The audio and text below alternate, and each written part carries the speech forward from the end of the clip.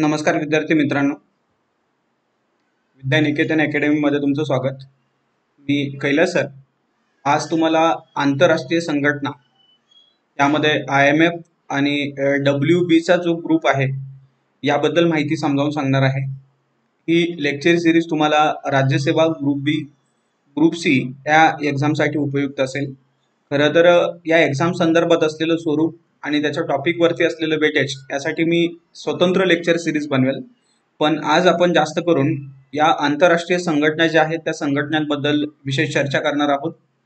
या आंतरराष्ट्रीय संघटना तुम्हाला भारतीय अर्थव्यवस्था या टॉपिकमध्ये, त्याचबरोबर जो HRDचा टॉपिक आहे या टॉपिकमध्ये सुद्धा तुम्हाला उपयोगी पडतील. तर चला आपण आपल्या टॉपिकला सुरुवात करूया. या आंतरराष्ट्रीय संघटना मी त्यांच्या महत्वानुसार 2 गटांमध्ये विभागलेल्या आहेत. आंतरराष्ट्रीय संघटनांमध्ये महत्वाच्या संघटना, त्यामध्ये आंतरराष्ट्रीय नाणेनिधी ज्याला आपण IMF या नावाने ओळखतो. त्यानंतर दुसरी संघटना जागतिक बँक ज्याला आपण WB या नावाने सुद्धा ओळखतो किंवा IBRD असंही म्हणतो. त्याचबरोबर तिसरी एक संघटना जी आहे जागतिक व्यापार संघटना ज्याला आपण WTO या नावाने ओळखतो, ती एक संघटना या महत्वाच्या संघटनांमध्ये टाकलेली आहे.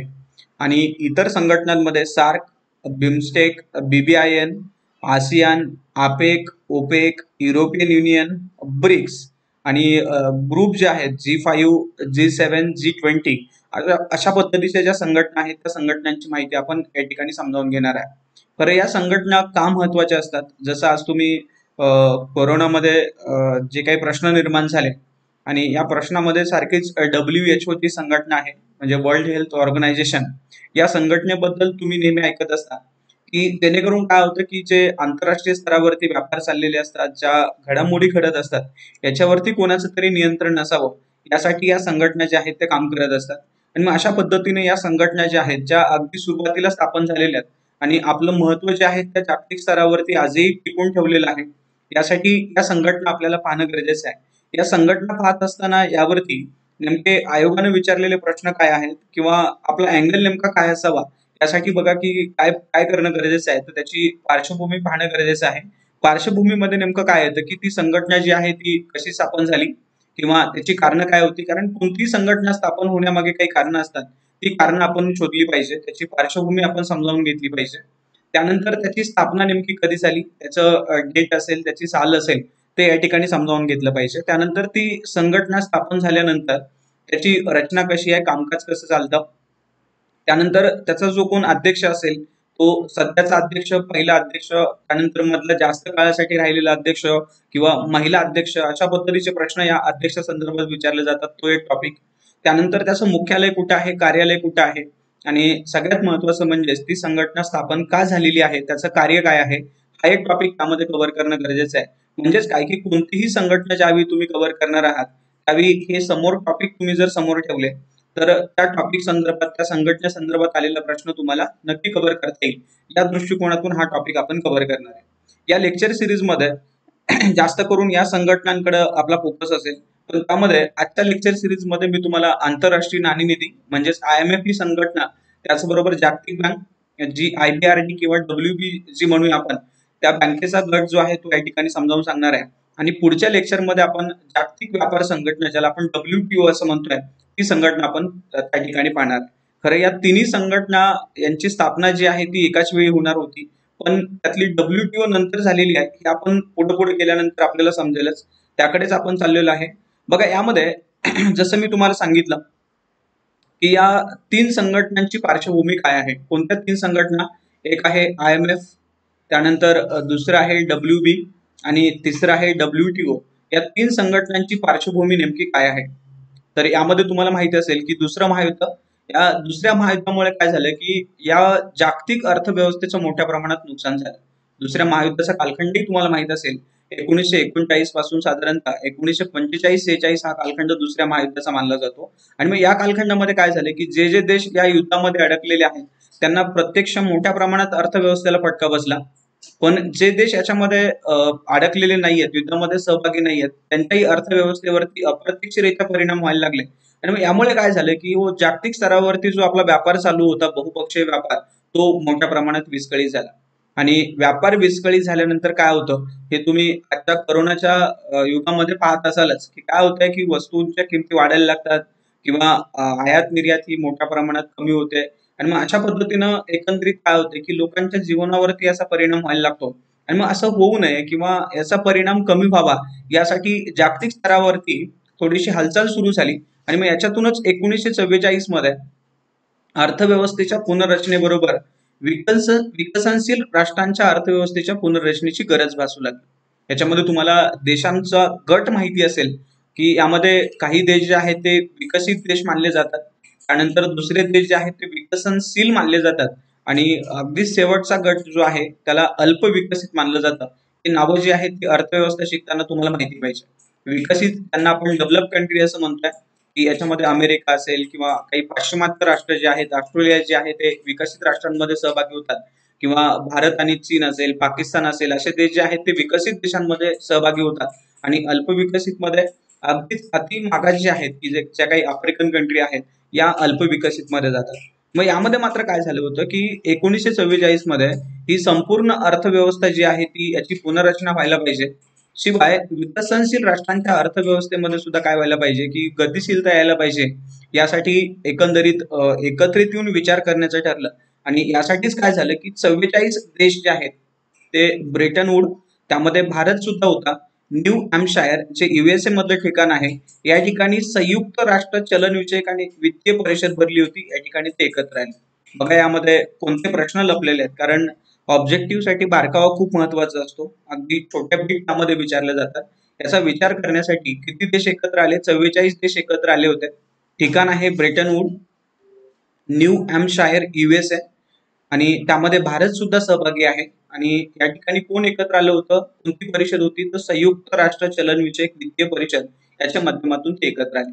आणि हे कधी एकत्र आले होते तर 1 जुलै ते 22 जुलै 1944 या दरम्यान ते एकत्र आले होते. ऍटलिस्ट हा साल आणि हा महिना या 2 बिट या ठिकाणी लक्षात राहिल्या पाहिजे. अशा पद्धतीनं या परिषदेमध्ये हे एकत्र आले.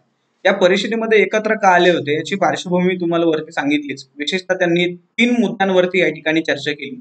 ते 3 मुद्दे कोणते होते की विनिमय दराचं स्थैर्य आणि अल्पकालीन व्यवहार तोलाचं असंतुलन भेडसावणाऱ्या देशांना मदत करणे याची तरतूद करायची.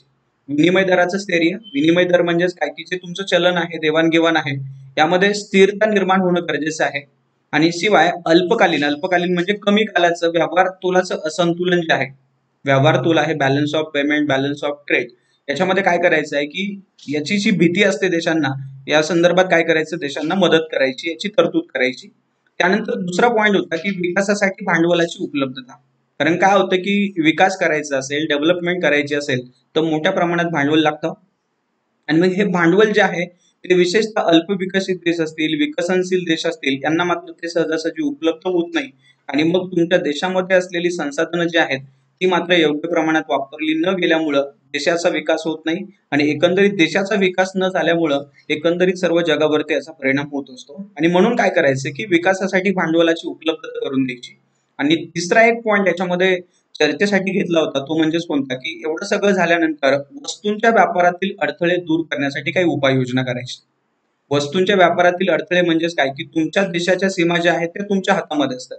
उदाहरणार्थ हा भारत आहे आणि या ठिकाणी भारतामध्ये काय होणार आहे की दुसऱ्या देशातून आयात निर्यात होणार आहे. आता आयात निर्यात होत असताना भारत काय करत असतो की आपल्या या सीमेवरती मोठ्या प्रमाणात कर लावत असतो.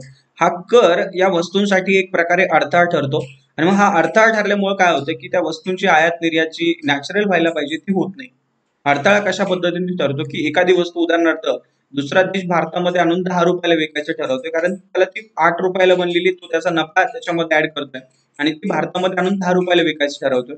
पण भारत आपल्या सीमेवरती मात्र काय करतोय की या ठिकाणी त्याच्यावरती एक 3 रुपये कर लावतोय, त्याच्यामुळे ती वस्तू त्याला 13 रुपयाला आणून विकावी लागते आणि मग ती वस्तू महाग बनल्यामुळे मात्र काय होते की तुमच्या देशामध्ये त्याची मागणी कमी होते आणि याप्रमाणे काय होतं की हा व्यापारामध्ये जी काही सूट हवी आहे किंवा नॅचरलता यायला पाहिजे ती त्याच्यामध्ये आलेली नसते. आणि म्हणून तिसरा एक पॉईंट त्याच्यामध्ये घेतला होता की वस्तूंच्या व्यापारातील अडथळे दूर करण्यासाठी काही उपाययोजना केल्या पाहिजे. असे 3 मुद्दे त्यांनी या परिषदेमध्ये चर्चा केली.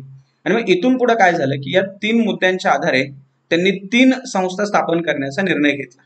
3 संस्था कोणत्या होत्या की पहिल्या मुद्द्यासाठी आंतरराष्ट्रीय नाणेनिधी, ज्याला आपण IMF म्हणतोय, त्यानंतर दुसऱ्या मुद्द्यासाठी आंतरराष्ट्रीय पुनर्बांधणी व विकास बँक, ज्याला IBRD या नावाने ओळखलं जात आहे. आणि तिसऱ्या मुद्द्यासाठी आंतरराष्ट्रीय व्यापार संघटना, ज्याला आपण ITO असं म्हणतोय. अशा 3 संघटना स्थापन करण्याचा निर्णय घेतला. पण या ठिकाणी झालं काय, की पहिल्या 2 ज्या आहेत म्हणजे ही आंतरराष्ट्रीय नाणेनिधी IMF आणि दुसरी जी आहे IBRD, या 2 संस्था ज्या आहेत त्या स्थापन झाल्या. पण ही ITO जी आहे ती ITO मात्र स्थापन होऊ शकली नाही. याचं कारण असं होतं, अमेरिका आणि काही विकसित राष्ट्र जे आहेत त्यांनी मात्र याला विरोध केला. त्यामुळे ही तिसरी संघटना स्थापन होऊ शकली नाही. म्हणजेच काय, की या ब्रिटन वूड परिषदेमध्ये सुरुवातीला आंतरराष्ट्रीय नाणेनिधी, ज्याला आपण IMF असं म्हणतोय, आणि दुसरी आंतरराष्ट्रीय पुनर्बांधणी व विकास बँक, ज्याला आपण IBRD असं म्हणतोय, या 2 संघटना ज्या आहेत त्या या ठिकाणी स्थापन झाल्या. आणि यांनाच एकाच वेळी या किंवा एकाच करारानुसार स्थापन झाल्यामुळे त्यांना ब्रेटन वूड जुळ्या संस्था किंवा जुळ्या भगिनी या नावाने सुद्धा ओळखलं जातं. या ठिकाणी प्रश्न बनेल की जुळ्या भगिनी म्हणून कोणत्या संस्थांना ओळखलं जातं. एक आहे IMF आणि दुसरी आहे IBRD. ऑप्शन मध्ये नक्कीच तुम्हाला ITO किंवा WTO अशा संस्था ज्या आहेत त्या त्याच्यामध्ये दिलेल्या असतील, पण ह्या संस्था त्या उत्तरामध्ये नसतील. IMF आणि IBRD या 2 संस्थांना ब्रेटन वूड जुळ्या संस्था किंवा जुळ्या भगिनी या नावाने ओळखलं जातं. ही झाली त्याची पार्श्वभूमी. अशा पद्धतीने या संघटना स्थापन झाल्या. आणि मग यातल्या ज्या संघटना स्थापन झालेल्या आहेत त्यापैकी आपण क्रमानं तिन्ही पाहणार आहोत. तिन्ही म्हणजे खरं एक ITO नावाची संघटना, नंतर त्याची पार्श्वभूमी पाहून आपल्याला ती पाहावी लागेल. पण आजच्या लेक्चरमध्ये मात्र आपण IMF आणि IBRD या 2 संस्थांबद्दल डिस्कशन करणार आहोत. त्यापैकी पहिली संस्था जी आहे IMF, त्याबद्दल आपण पाहूया. बघा, ही आंतरराष्ट्रीय नाणेनिधी, ज्याला आपण IMF असं म्हणतोय, इंटरनॅशनल मॉनिटरी फंड या नावाने ती ओळखली जाते. याबद्दल या स्थापनेचा निर्णय जो आहे तो 22 जुलै 1944 ला झाला. ही डेट तुमच्यासाठी IMP असेल, लक्षात ठेवायच्या डेट ऑब्जेक्टिव्ह मध्ये विचारल्या जातात. यावेळी 44 राष्ट्रांचे प्रतिनिधी हजर होते. त्यामध्ये भारत सुद्धा सहभागी होता आणि भारताचं प्रतिनिधित्व त्यावेळी केलं होतं CD देशमुख यांनी भारताचं प्रतिनिधित्व केलं होतं. म्हणजे या ठिकाणी प्रश्न बनेल, सदस्य त्यावेळी हजर असलेले देश कोणते, भारत होता का, आणि भारताचं प्रतिनिधित्व कोणी केलं होतं, तर CD देशमुख यांनी भारताचं प्रतिनिधित्व केलं होतं. त्यानंतर याची स्थापना जी आहे, म्हणजे निर्णय 22 जुलै 1944 ला झाला, पण स्थापना जी आहे ती मात्र 27 डिसेंबर 1945 ला झाली. आणि याच IMFचं प्रत्यक्ष कार्य मात्र 1 मार्च 1947 ला झालं. म्हणजे या ठिकाणी तुम्हाला डेट 3 लक्षात ठेवायच्या. एक 22 जुलै 1944 स्थापनेचा निर्णय, प्रत्यक्ष स्थापना 27 डिसेंबर 1945, आणि या ठिकाणी प्रत्यक्ष कार्य मात्र 1 मार्च 1947. अशा 3 डेट तुम्ही या ठिकाणी लक्षात ठेवणार आहात. बघा, लेक्चर सिरीज व्यवस्थित कंडक्ट करा, जेणेकरून इकॉनॉमी बद्दल असलेली भीती ही तुमची सगळी निघून जाईल. विशेषतः ज्या ठिकाणी हा इकॉनॉमी आहे त्या ठिकाणी तुम्हाला आउट ऑफ मार्क मिळण्यासाठी या लेक्चर सिरीजची नक्की मदत येईल. कारण जे तुमचे रेफरन्स मटेरियल आहे, सगळं रेफरन्स मटेरियल आणि करंटमध्ये जे काही घडामोडी घडतात, या सगळ्या घडामोडी पाहून हे लेक्चर बनवण्यात आलेलं आहे.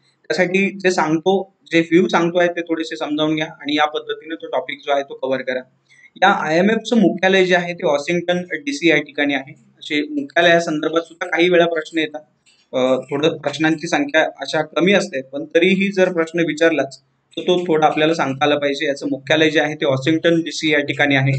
आणि या ठिकाणी याचं चिन्ह सुद्धा दिलेलं आहे, सिम्बॉल सुद्धा दिलेलं आहे. असे सिम्बॉल सुद्धा काही एक्झामला विचारलेले असतात. तर या ठिकाणी मुख्यालय वॉशिंग्टन DC, आणि या ठिकाणी सदस्य संख्या जी आहे, म्हणजे ज्यावेळी स्थापन झाली त्यावेळी 44 राष्ट्रच होते, पण नंतर मात्र ही सदस्य संख्या वाढत गेली. आणि जानेवारी 2019चा जर आकडा पाहिला तर तो मात्र 189 पर्यंत पोहोचलेला आहे. म्हणजेच IMFची सदस्य संख्या आज जर बघितली तर ती 189 आहे.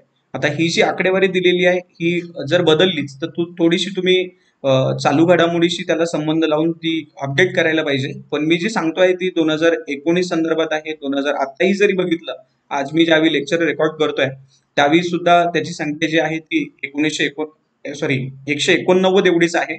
तर यानुसार ही सदस्य संख्या 189 झाली. मग यामध्ये 189वा सदस्य जो आहे तो कोण होता, की नेहरू नावाचा देश होता, ज्याला सदस्यत्व दिलेलं आहे 12 एप्रिल 2016 ला.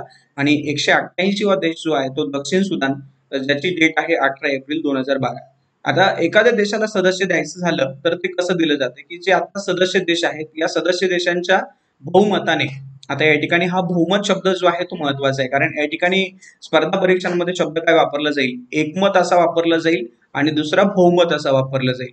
आता या ठिकाणी बहुमत आणि एकमत याच्यामध्ये फरक असा आहे, की एकमत म्हणजे सर्वांच्या मताने आणि बहुमत म्हणजे जे सदस्य आहेत त्याच्या अर्ध्यापेक्षा जास्त मताने त्या ठिकाणी त्याला सदस्यत्व दिलं जाईल. तर सदस्यत्व कसं दिलं जातं, आहेत त्याच्यापेक्षा बहुमताने या ठिकाणी सदस्यत्व दिलं जाईल. आणि आज सदस्य संख्या जी आहे ती 189 आहे. आणि 189 सदस्य जे आहे तो नेहरू जो 12 एप्रिल 2016 मध्ये त्याला सदस्यत्व दिलेलं आहे. आणि आणखीन एक स्टेटमेंट की जे IBRD चे म्हणजे WB जे सदस्य असतात ते IMF चेही सदस्य असतात. म्हणजे इकडे सदस्यत्व मिळालं तर तिकडेही ते सदस्यत्व मिळून जातं, असंच ते स्टेटमेंट आहे. त्यानंतर ही जी IMF आहे त्या IMF ला युनायटेड नेशन जी आहे, आता युनायटेड नेशन आपण सेपरेट पाहिजे, पण या ठिकाणी फक्त मी UN किंवा युनायटेड नेशन असं म्हणेल, त्या युनायटेड नेशनच्या विशेषीकृत संस्थेचा दर्जा देण्यात आलेला आहे. आणि पण दर्जा जरी दिला असेल तरी ही IMF स्वतःची एक IMF ला सनद आहे. त्यानंतर प्रशासकीय रचना सुद्धा आहे. आणि जे काही वित्तीय पुरवठ्याचे स्रोत हवे असतात ते सुद्धा या IMF कडे आहेत. म्हणजेच ही एक स्वतंत्र स्वायत्त संस्था म्हणून IMF काम करत असते. या IMFचं वित्तीय वर्ष जे आहे ते 1 मे चालू होतं आणि 30 एप्रिलला संपतं, ज्याला आपण फायनान्शियल इयर असं म्हणतो. जे भारतामध्ये 1 एप्रिलला सुरू होतं आणि 31 मार्चला संपतं.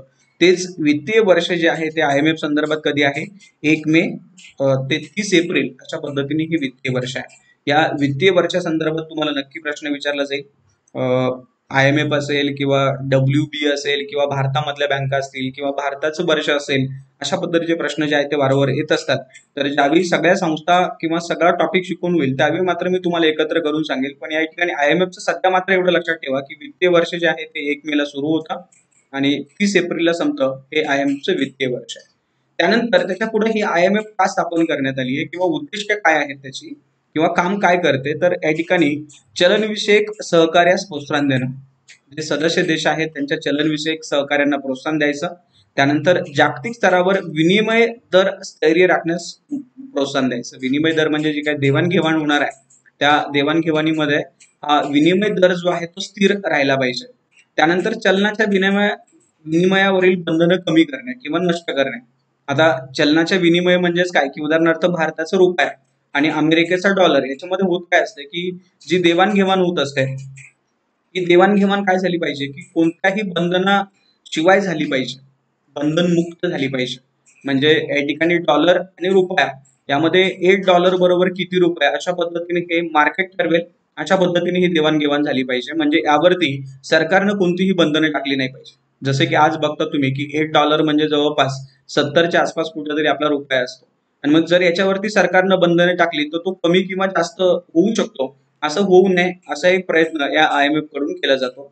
त्यानंतर आंतरराष्ट्रीय व्यापाराच्या संतुलित वाढीला प्रोत्साहन देणं.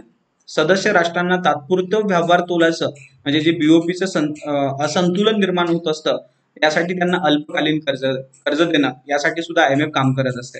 बघा या ठिकाणी सदस्य राष्ट्रांना हे स्टेटमेंट तुमच्यासाठी IMF असेल, सदस्य राष्ट्रांना तात्पुरत्या व्यवहाराचे म्हणजे जे काही बॅलन्स ऑफ पेमेंट म्हणतोय आपण याच्यामध्ये असंतुलन निर्माण होत असतं, हे असंतुलन जे निर्माण झालेलं आहे ते दूर करण्यासाठी अल्पकालीन कर्ज द्यायची. आता अल्पकालीन मध्ये इथं ऑप्शन तुम्हाला स्पर्धा परीक्षांमध्ये MPSC कडून मिळू शकतात की दीर्घकालीन हा एक ऑप्शन मिळू शकतो. त्यानंतर दुसरा ऑप्शन तुम्हाला मध्यमकालीन मिळू शकतो आणि तिसरा ऑप्शन अल्पकालीन मिळू शकतो. तर या ठिकाणी हा अल्पकालीन हा योग्य असेल. अल्पकालीन म्हणजे कमी कालावधीची कर्ज जी आहे ते दिली जातात आणि यानुसार ते BOPचं संकट जे आहे ते दूर केलं जातं. आता BOPचं बॅलन्स ऑफ पेमेंटचं संकट काय आहे की बॅलन्स ऑफ पेमेंट म्हणजेच काय की एक थोडक्यात तुमच्या देशाचं ते पासबुक आहे. म्हणजे जसं बँकेमध्ये तुम्ही पैसे टाकता आणि काढता याचं जे काही सगळी मांडणी त्याच्यावरती केलेली असते, तसंच तुमच्या देशाचा आयात आणि निर्यात व्यापार कसा आहे याची मांडणी ही त्याच्यावरती केलेली असते.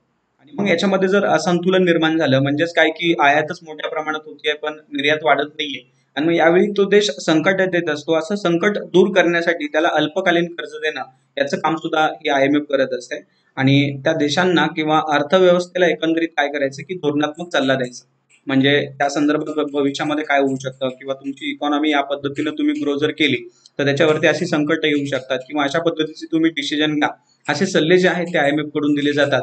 ही IMF ची कार्य किंवा उद्दिष्टे म्हणून सांगितली जातात.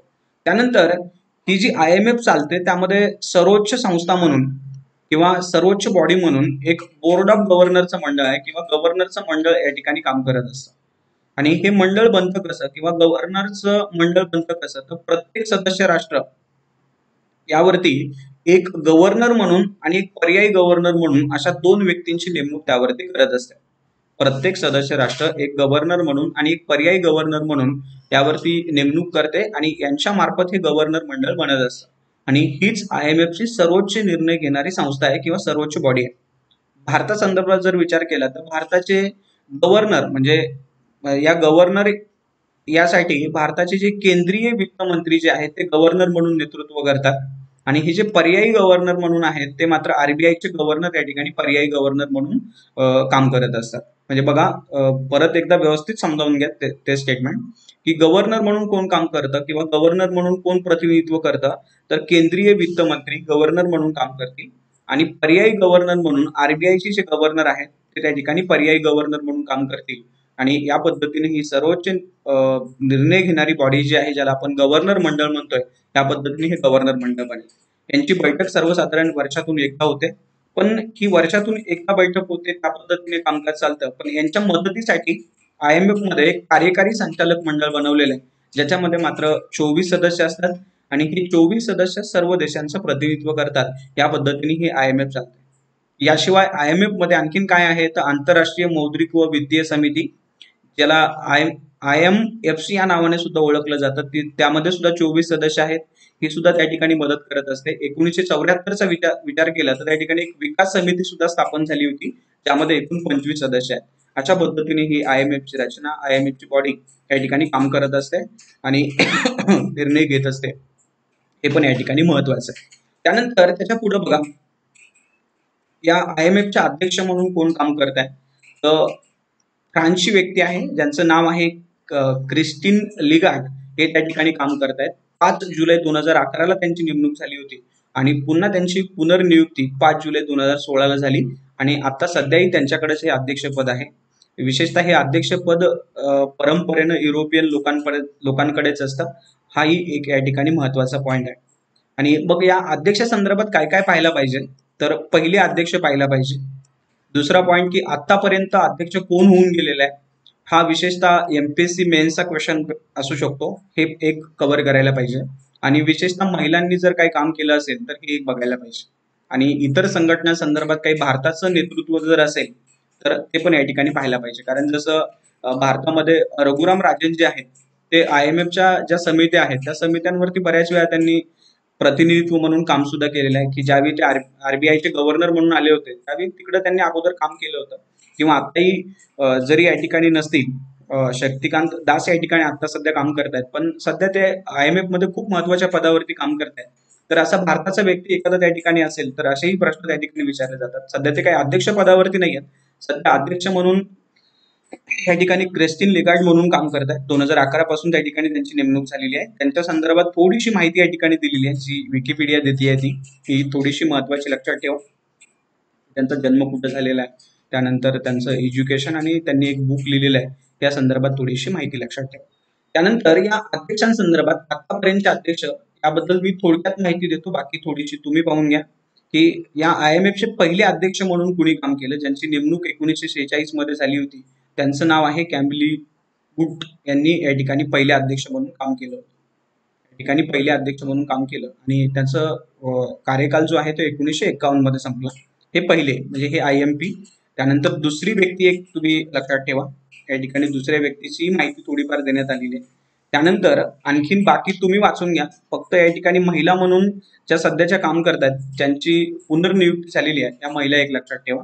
आणि बाकी मात्र व्हिडिओ स्टॉप करून बाकी माहिती तुम्ही मिळवू शकता. क्रमानं सगळे लक्षात ठेवा. खरं तर प्रिलियमच्या बाबतीत म्हणाल तर हे एक महत्वाचे आहेत आणि सध्याचे एक महत्वाचे आहेत. एवढे दोन जरी लक्षात राहिले तरी पुरेसे आहेत. आणि मग बाकी ज्यावेळी तुम्ही मेन्सला जाणार आहात त्यावेळी मात्र इतर अध्यक्ष बघितले तरी चालतील. त्यानंतर या IMF कडून काही माहिती प्रकाशित केली जाते, ज्याला IMFची प्रकाशने या टायटल खाली अभ्यासणं गरजेचं आहे. ती 3 प्रकाशनं महत्वाची आहेत, ज्यातलं पहिलं प्रकाशन आहे वर्ल्ड इकॉनॉमिक आउटलुक. हे जागतिक आर्थिक घडामोडीचं विश्लेषण यामध्ये केलेलं असतं. त्यानंतर दुसरं आहे ग्लोबल फायनान्शियल स्टॅबिलिटी रिपोर्ट, याच्यामध्ये वित्तीय बाजाराचं परीक्षण केलेलं असतं. आणि एक आहे तिसरं आहे फिस्कल मॉनिटर या नावाने एक प्रकाशन जे आहे ते या IMF कडून जाहीर केलं जातं, प्रकाशित केलं जातं. असे 3 प्रकाशनं महत्वाचे आहेत.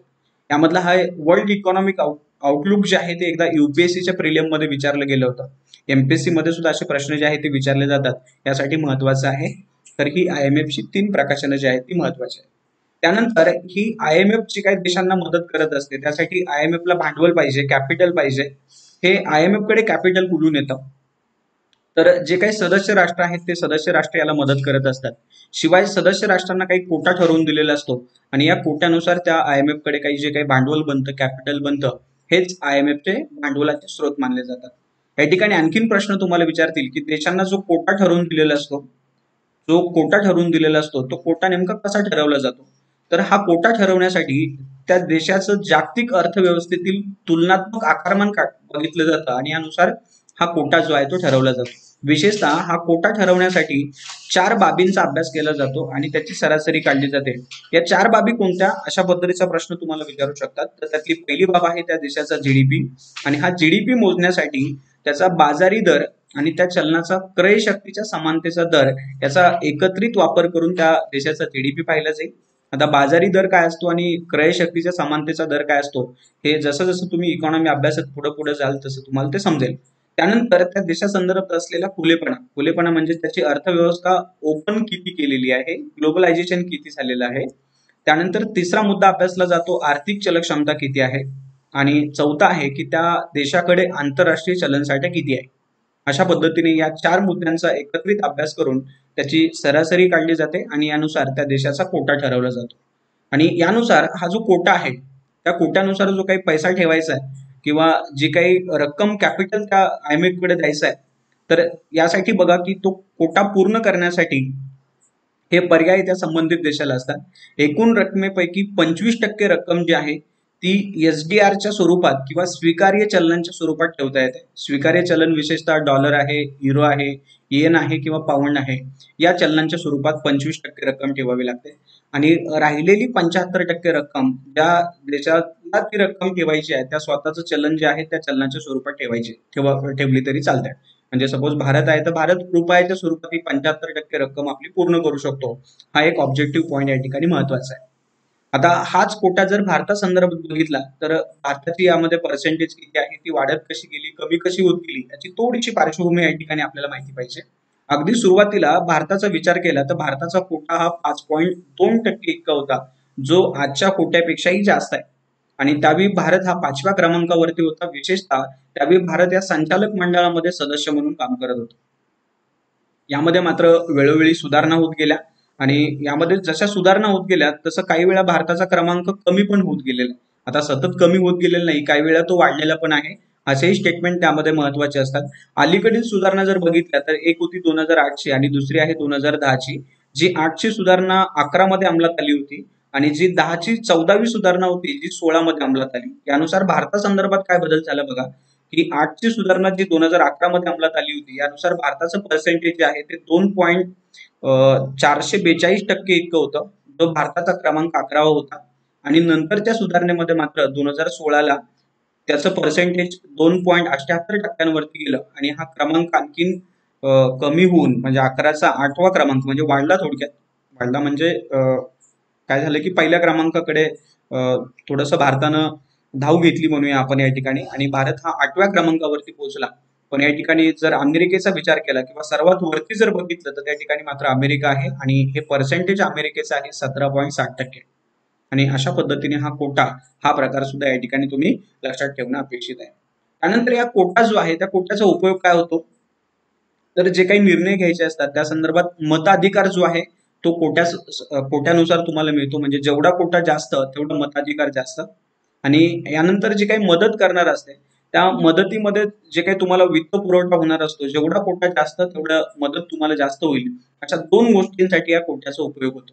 मताधिकारासाठी काय केलं जातं की काही मूलभूत मतं जी आहेत ती सर्व देशांना सारखीच असतात, परंतु प्रत्येक लाख SDR मागे एक अतिरिक्त मत मिळतं. यानुसार 2018 मध्ये भारताला 2.337% एवढा वाटा होता आणि क्रमांक होता 11वा, जे पुढच्या सुधारणेमध्ये मात्र वाढून 2.66% झाला आणि क्रमांक जो आहे तो 8वा झाला.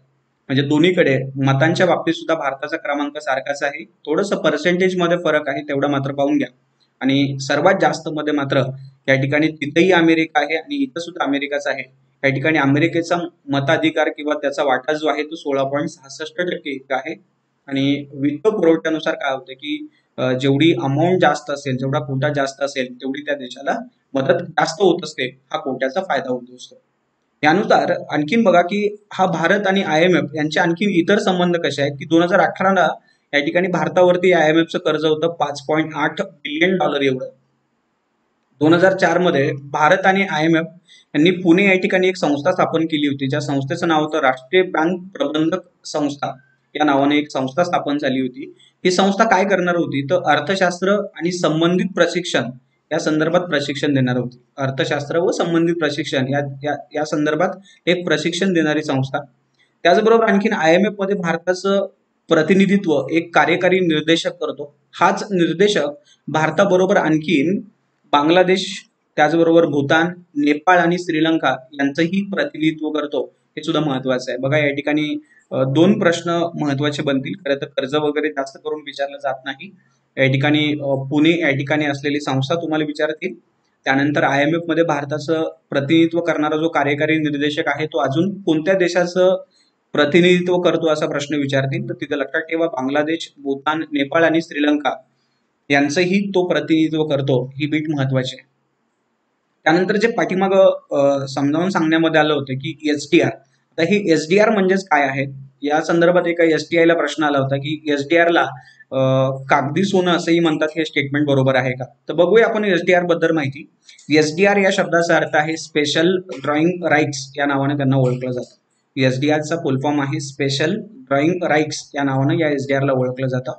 हे IMF न 1971 मध्ये इश्यू केलेले आहेत. म्हणजे याची निर्मिती 1971 मध्ये झालेली आहे. विशेषतः हे SDR चलन नाहीये. विशेषतः लक्षात ठेवा की SDR हे चलन नाही. इथं आहे असं येऊ शकतं आणि स्टेटमेंट बरोबर की चूक असा प्रश्न तुम्हाला विचारतील. मात्र हे SDR याची भूमिका जर लक्षात घ्यायचं झालं तर या दोन भूमिका या ठिकाणी महत्वाच्या लक्षात ठेवाव्या लागतील. SDR हे लेख्यांचं एकक, जिथं अकाउंटिंग युनिट म्हणून ते कार्य करत असतं आणि त्याचबरोबर त्यांचा वापर आंतरराष्ट्रीय व्यापारपूर्तीचं एकक म्हणून सुद्धा केला जातो. या SDR ला कागदी सोनं, ज्याला पेपर गोल्ड असं म्हणतो, असंही म्हटलं जाईल. आणि ही SDR ची किंमत जी आहे ती अगोदर 4 चलनांच्या स्वरूपात मोजली जायची, पण 1 ऑक्टोबर 2016 पासून ती 5 चलनांच्या स्वरूपात मोजली जाते. ते 5 चलन कोणते आहेत तर डॉलर, पाऊंड, युरो, एन आणि रेनमिनबी अशा 5 चलनांच्या स्वरूपात ती मोजली जाते. आता या ठिकाणी तुम्हाला हे चलन माहिती असतील की कोणत्या देशात. जसा डॉलर हा अमेरिकेचा आहे, तसा रेनमिनबी हे चलन जे आहे ते कोणाचं आहे, चीनचं. आणि अशा पद्धतीने या 5 चलनांच्या स्वरूपात ही SDR ची किंमत जी आहे ती मोजली जाते. बघा SDR लाच आपण पेपर गोल्ड असंही म्हणतो. हे चलन नाही असंही म्हटलेलं आहे. आणि IMF न कधी इश्यू केले आहेत 1971 पासून. आणि 5 चलनांच्या स्वरूपात किंमत मोजली जाते. हे 5 चलन जे आहेत ते तुमच्या समोर आहेत. बाकीचे चलन कोणत्या देशासंदर्भात आहेत त्याची चिन्ह थोडीशी माहिती पाहिजे, ते सुद्धा तुम्ही पाहून घ्या. त्यानंतर जसं IMF पाहिली त्याच वेळी जी संस्था स्थापन झालेली आहे, निर्णय झालेला आहे, ती संस्था आपल्याला या ठिकाणी पाहिजे, ज्याला आपण WB या नावाने ओळखतो, वर्ल्ड बँक या नावाने ओळखतो. आता याच्यामधलं WB, WBG यातले फरक जे आहेत ते थोडेसे समजावून घ्यायचे. आणि या ठिकाणी अगदी सोप्या भाषेत सांगतो. पुन्हा एकदा बघा की व्यवस्थित ऐका हे काय सांगतोय हे. जर एकदा ऐकलं तर नंतर मात्र यावरती आलेले प्रश्न तुम्हाला नक्की सॉल्व्ह करता येतील. जागतिक बँक गट WB किंवा वर्ल्ड बँक ग्रुप ही नावं जी आहेत ती महत्वाची लक्षात ठेवा. जी ब्रेटन वूड परिषदेमध्ये जे काही निर्णय झाले होते त्याच्याच अनुषंगाने आपण पुढे जाणार आहे. ब्रेटन वूड परिषदेमध्ये अर्थव्यवस्थेच्या पुनर्बांधणीसाठी आणि विकासासाठी या IBRD ची स्थापना करण्यात आली. बघा या ठिकाणी फुलफॉर्म काय आहे या IBRDचा? International bank for reconstruction and development. म्हणजे रिकन्स्ट्रक्शन, कशाचं रिकन्स्ट्रक्शन करायचं आहे तर अर्थव्यवस्थेचं रिकन्स्ट्रक्शन करायचं आहे आणि त्या देशासंदर्भात किंवा अर्थव्यवस्थेचा विकास करायचा आहे, यासाठी ह्या WB ची स्थापना करण्यात आली. आता अर्थव्यवस्थेचा विकास करायचा म्हणजेच काय करायचं तर कॅपिटल उपलब्ध करून द्यायचं. आणि मग यासाठी ही नेमकी कशी काम करते आहे या संदर्भात आपण माहिती घेऊया. याची स्थापना करण्यात आली, तिला जागतिक बँक या नावाने सुद्धा ओळखलं जातं. म्हणजे जरी IBRD असं नाव जरी असेल तरी तिला WB किंवा जागतिक बँक असंच या नावानेच ओळखलं जातं. पुढे आणखीन 1960 ला एक IDA नावाची संस्था जी आहे ती स्थापन झाली. IDA म्हणजेच काय तर इंटरनॅशनल डेव्हलपमेंट असोसिएशन या नावाची एक बँक स्थापन झाली. आणि यानुसार मग पहिली जी बँक आहे जी international bank for reconstruction development म्हणजेच कोणती तर आय बी आर डी आणि ही खालची जी आहे IDA, या दोन्हींना मिळून जागतिक बँक असं म्हटलं जाऊ लागलं. आणि पुढे आणखीन याच गटामध्ये एक IFC नावानं, दुसरी मेगा नावानं आणि तिसरी ICSID नावानं, अशा पद्धतीने ह्या 3 आणि वरच्या 2 अशा एकत्रित 5 ज्या संस्था आहेत, 5 बँका ज्या आहेत, यांनाच एकत्रित वर्ल्ड बँक ग्रुप या नावानं ओळखलं जातं. बघा मग मी पुन्हा एकदा सांगतो की IBRD ही सुरुवातीला स्थापन झाली, तिला वर्ल्ड बँक असंही म्हटलं जायचं. पुढे IDA स्थापन झाली, या दोन्हींना मिळून वर्ल्ड बँक असं म्हटलं गेलं किंवा जागतिक बँक असं म्हटलं गेलं. आणि पुढे ह्या ज्या आणखीन संस्था स्थापन झालेल्या आहेत, कोणत्या, IFC आहे, मेगा नावाची संस्था आहे आणि ICSID नावाची संस्था आहे, अशा 5 बँकांना एकत्रित मिळून वर्ल्ड बँक ग्रुप असं म्हटलं जातं. आता मात्र तुमचं स्टेटमेंट जे आहे ते क्लिअर झालं असेल आणि असे स्टेटमेंट जर राहिले तर मात्र ते तुम्हाला बरोबर लिहिता आले पाहिजे. म्हणजे या 5ही संस्थांना एकत्रित जागतिक बँक गेट असंही म्हटलं जातं, ज्याला इंग्लिशमध्ये वर्ल्ड बँक ग्रुप असं म्हटलं जाईल. हे महत्वाचं आहे. त्या एकत्रित 5 बँकांमध्ये कोण कोण येतं, तर एक आहे IBRD, जिला आपण international bank for reconstruction and development या नावाने ओळखतो. दुसरी आहे IDA, इंटरनॅशनल डेव्हलपमेंट असोसिएशन या नावाने ओळखतो. तिसरी आहे IFC, इंटरनॅशनल फायनान्स कॉर्पोरेशन या नावाने ओळखतो. चौथी आहे मिगा, मल्टीलिटरल इन्व्हेस्टमेंट गॅरंटी एजन्सी या नावाने ओळखतो. आणि ICSID, international centre for settlement investment dispute या नावाने ओळखतो. अशा पद्धतीने एकूण जागतिक बँकेचा हा 5 बँकेचा एक ग्रुप आहे, एक गट आहे. आता ह्या 5ही बँकांचं कार्य जे आहे ते महत्वाचं आहे, ते आपल्याला स्वतंत्ररित्या पाहणं अपेक्षित आहे. त्यातली ही जी IBRD संस्था जी आहे ती महत्वाची आहे, ती थोडी डिटेल बघूया आणि बाकी संस्था मी मात्र तुम्हाला एका चार्टमध्ये बसून देतो. चला आपण त्याचा अभ्यास करूया. बघा या ठिकाणी ही जी जागतिक बँक आहे, ज्याला आपण आंतरराष्ट्रीय पुनर्बांधणी व विकास बँक IBRD किंवा international bank for reconstruction and development या नावाने ओळखतोय, त्या बँकेचा लोगो किंवा सिम्बॉल जे आहे ते या ठिकाणी दिलेलं आहे. आणि या बँकेचं मुख्यालय जे आहे ते सुद्धा वॉशिंग्टन DC या ठिकाणीच आहे. आता या ठिकाणीच आहे म्हणण्याचं कारण, जे IMF आहे, या IMFचं सुद्धा कार्यालय जे आहे ते वॉशिंग्टन DC या ठिकाणीच आहे. म्हणजे दोन्ही संस्थांचं मुख्यालय हे एकाच ठिकाणी आहे. असं एकत्रित सामान्य स्टेटमेंट, जनरल स्टेटमेंट जर लक्षात ठेवलं तर थोडं आणखीन बरं जातं, कन्फ्युजन कमी होऊन जातं. याची स्थापना जी आहे ती 27 डिसेंबर 1945 ला झाली. यामध्ये त्यावेळी 29 सरकारांनी त्यावरती सह्या केल्या होत्या किंवा प्रतिनिधींनी त्यावरती सह्या केल्या होत्या. परंतु या बँकेचं कार्य जे आहे, व्यवसाय सुरू झाला तो 25 जून 1946 ला झाला. या 2 बीट या ठिकाणी महत्वाच्या आहेत. आणि या बँकेनं पहिलं कर्ज जे आहे ते 9 मे 1947 ला फ्रान्सला दिलं होतं.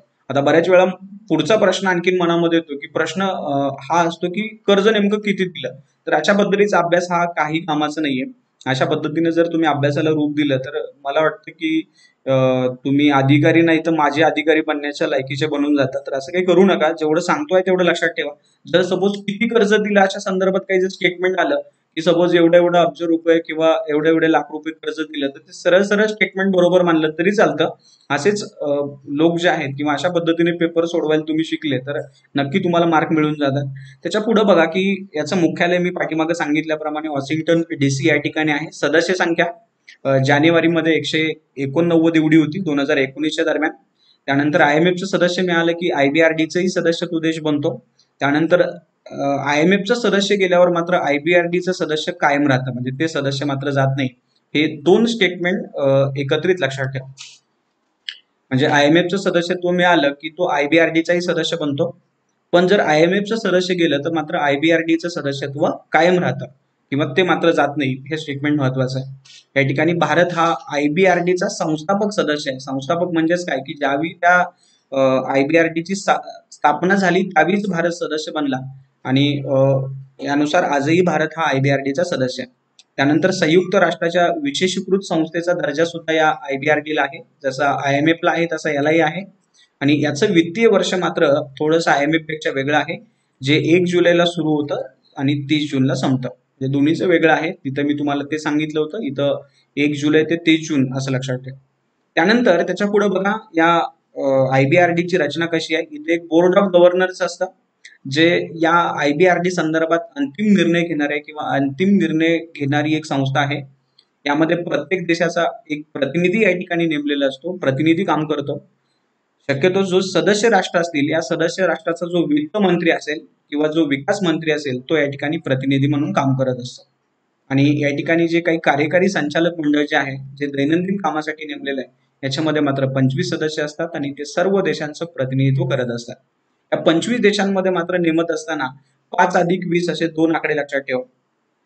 कारण 5 कायमस्वरूपी USA, UK, जपान, फ्रान्स आणि जर्मनी या देशांचा प्रत्येकी एक दिला जातो आणि राहिलेल्या सदस्य देशांमधून 20 निवडले जातात आणि हे सर्वच्या सर्व सगळ्यांचं प्रतिनिधित्व करतील अशा पद्धतीने ही रचना आहे. आणि हे मग 20 आणि 5 हे 25 तुम्हाला लक्षात ठेवावे लागतील. म्हणजे बोर्ड ऑफ गव्हर्नर मध्ये प्रत्येक देशाचा एक सदस्य आणि कार्यकारी संचालक मध्ये मात्र 25 सदस्य, त्यापैकी 5 compulsory USA, UK, Japan, France आणि जर्मनी आणि राहिलेले 20 जे आहेत ते उर्वरित देशांमधून घेतले जातील. अशा पद्धतीने हे कार्यकारी संचालक मंडळ बनले. यांचं कार्य काय, हे IBRD नेमकं काम काय करते, तर सदस्य राष्ट्रांना विकासासाठी दीर्घकालीन कर्ज देते. आता तिथं मात्र काय होतं, IMF साठी अल्पकालीन असं होतं, इथं मात्र दीर्घकालीन आहे. दीर्घकालीन म्हणजेच काय की जास्त कालावधीसाठी 25 वर्ष 30 वर्ष अशा पद्धतीने अगदी जास्त कालावधीचं जे कर्ज आहे ते यांच्याकडून दिलं जातं. आणि मग कोणत्या देशांना दिलं जातं, तर ज्यांचं उत्पन्न मध्यम आहे किंवा ज्यांची पतपात्रता कमी आहे अशा देशांना या ठिकाणी या IBRD कडून कर्ज दिलं जातं. हे स्टेटमेंट सुद्धा महत्वाचं आहे की मध्यम उत्पन्न आणि पतपात्रता कमी. त्यानंतर आणखीन महत्वाचं काम काय की जागतिक आर्थिक वृद्धीला प्रोत्साहन द्यायचं आणि जे मध्यम उत्पन्न गटातील देश आहेत किंवा ज्यांची पतपात्रता कमी आहे अशा देशांमध्ये जी गरिबी असते किंवा BPLचं प्रमाण जास्त असतं हे कमी करण्यासाठी प्रयत्न करायचे. हे IBRDचं महत्वाचं काम. त्यानंतर या IBRDला पैसा कुठून मिळतो, तर ती जागतिक बाजारातून आपल्याला पैसा किंवा भांडवल उपलब्ध करून घेते. यासाठी ती बॉन्ड्स असतील किंवा दीर्घकालीन रोखे असतील ते बाजारामध्ये विकते आणि यामार्फत कॅपिटल जमा करते.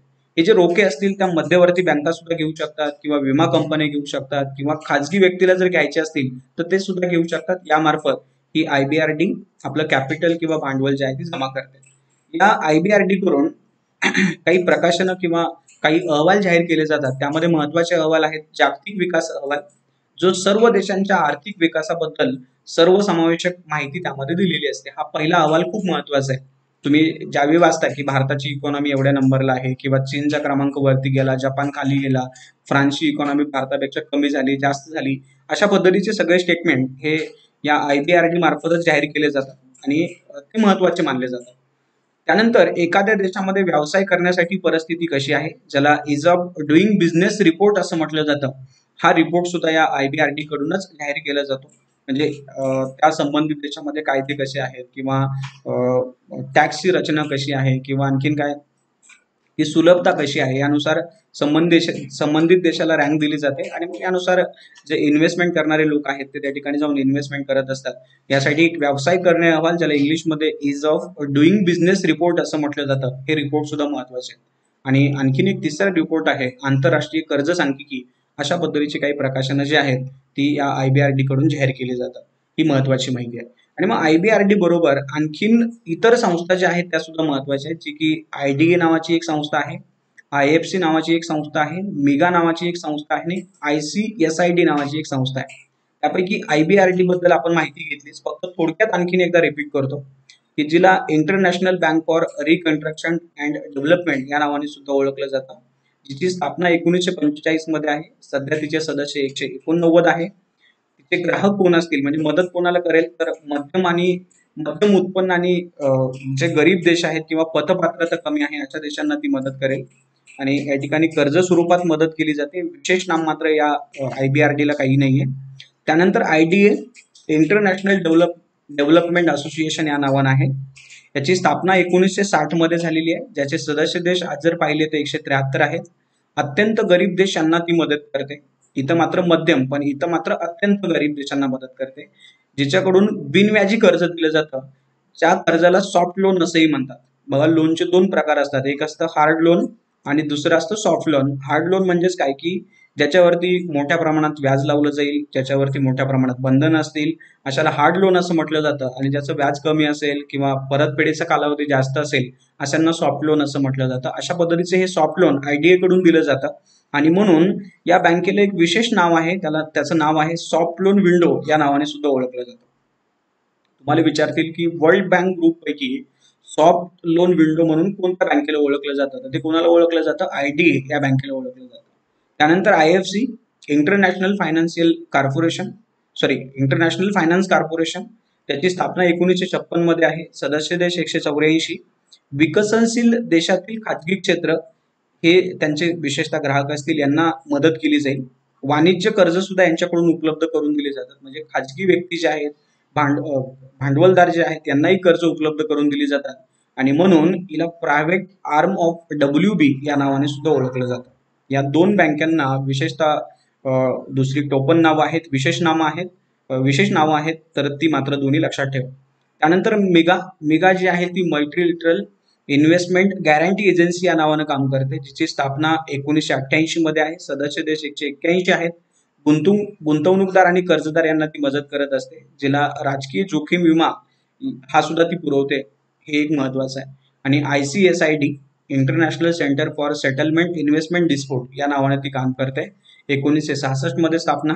154 सदस्य देश आणि गुंतवणूकदार यांच्यासाठी तंटा निवारणाचं काम करत असते. तंटा म्हणजे भांडण, की जे देशामध्ये गुंतवणूक करताना मोठ्या प्रमाणात भांडण होत असतात, काही कायद्याचे प्रश्न निर्माण होतात, यासाठी मदत करण्याचं काम ही ICSID काम करत असते. पण विशेषतः लक्षात ठेवा की जर चेक केलं तर इथं मात्र इंडिया या ICSIDचा सदस्य देश दिसत नाही.